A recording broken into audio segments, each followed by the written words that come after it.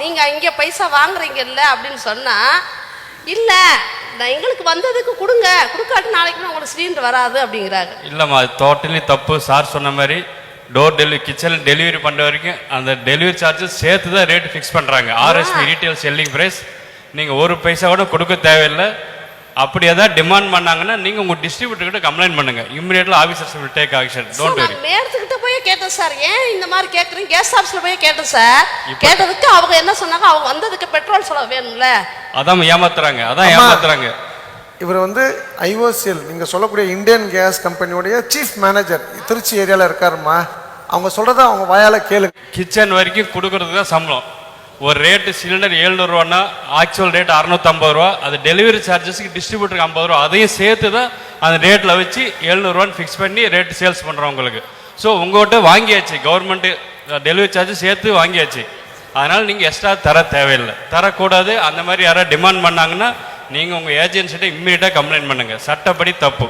Sir actually நான் ஒரு 1 இயராக நான் வந்து பார்த்தீங்கன்னா கேஸ் போட வரவங்க கிட்ட நான் வாக்குவாதம் பண்ணிட்டு தான் இருக்கேன். எந்த ஊருங்க? சேலம் சார். சரி, ஓகே. பட் அவங்க என்ன சொல்றாங்கன்னா, உங்களுக்கு அப்படி வந்து இது பண்ணா உங்க ஒரு ஆளுக்கோசம் நாங்கள் வந்து நீங்களே வந்து வேணா கேஸ் இது பண்ற இடத்துல புக் பண்ற இடத்துல வாங்கி. இல்லம்மா, ஒவ்வொரு ஏரியாவுக்கும் ஒரு ஃபீல்ட் ஆஃபீஸ் இருக்காங்க. சேலத்துல ஒரு லேடி இருக்காங்க, மலையாளி லேடி சேலத்துல இருக்காங்க. அந்த கம்ப்ளைண்ட் கொடுக்கறதுக்கும் போய் பேசிட்டா நீங்க எங்க வேணா பேசிக்கங்கன்னு ஒரே வார்த்தையிலே சொல்லிடுறாங்க. சோ என்ன பண்றதுன்னு எங்களுக்கு தெரியல. இல்ல அது தப்புமா. நிறைய ஸ்ட்ரிஞ்சன்ட் ஆக்ஷன் எடுக்கிறாங்க. சார் சொன்ன எம்டிஜி அந்த ஏஜென்சி எவனா எக்ஸ்ட்ரா வாங்கினா உடனே டிஸ்ட்ரிபியூட்டருக்கு நாங்கள் ஃபைன் போடுறோம். 10 லட்சம் 15 லட்சம் அப்படி போகுது. அப்படின்னு நிறைய போட்டு ஆக்ஷன் எடுக்கிறாங்க.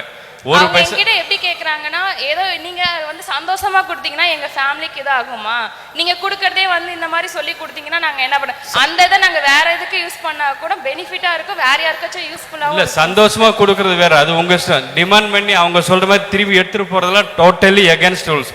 இம்மிடியேட்டா அரெஸ்ட் பண்ணலாம் அவனை. அது மாதிரி நீங்க கம்ப்ளைண்ட் பண்ணீங்க. பட் ஆனா லேட் பண்றாங்க சார். ஆமா ஆமா, நான் சொல்றேன் சார். அம்மா இங்க பாருங்கம்மா, நான் ரொம்ப சிம்பிளா சொல்றேன். நானும் ஒரு இந்தியன் டிஸ்ட்ரிபியூட்டர், சரிங்களா? ஏன் இந்த விஷயத்த இங்கே நான் சொல்கிறேன்னா, நீங்கள் ஏன் ஏமாளியாக இருக்கீங்கன்னு சொல்கிறேன்னா, நீங்களே போய் சிலிண்டர் எடுத்தால் அதுக்கு 16 ரூபாய் கவர்மெண்ட்டு கம்மி பண்ணி தான் உங்களுக்கு சிலிண்டர் கொடுப்பாங்க. நீங்கள் வண்டி இருக்குன்னா எடுத்தால் 16 ரூபாய் கம்மி பண்ணி கொடுப்பாங்க. நீங்கள் நேராக குடோனில் கூட கேட்கலாம், கொடுத்தே ஆகணும்.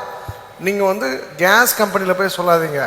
அந்த கேஸ் கம்பெனி ஐஓசிஎல்னா ஐஓசிஎல் ஆஃபீஸ் எங்கே இருக்குன்னு பார்த்து கம்ப்ளைண்ட் பண்ணிங்கன்னா அந்த டிஸ்ட்ரிபியூட்டர் உங்கள் வீட்டுக்கு ஓடி வந்தாகணும்.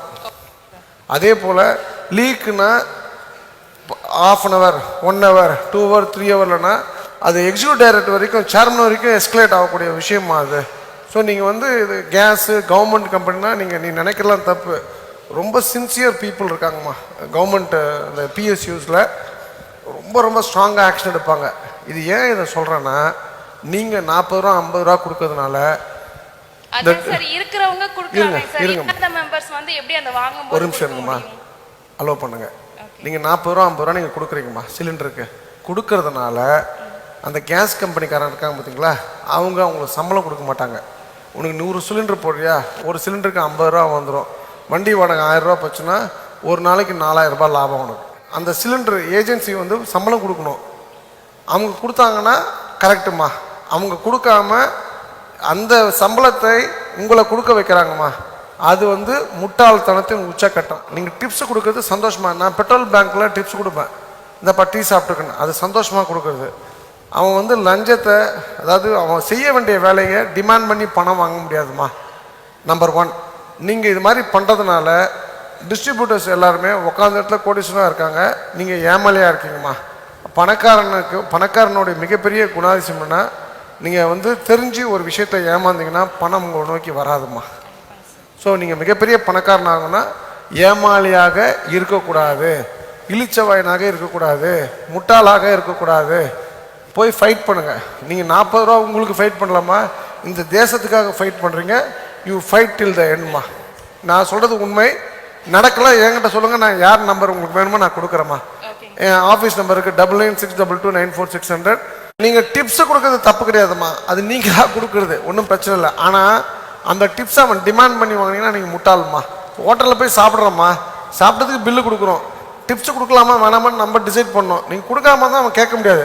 சார் நீங்கள் 2000 ரூபாய்க்கு சாப்பிட்றீங்க, 50 ரூபா கொடுத்துருப்போன்னு கேட்க முடியுமா? அது எப்படி வந்து அது சரியில்லையோ இது சரியில்லைம்மா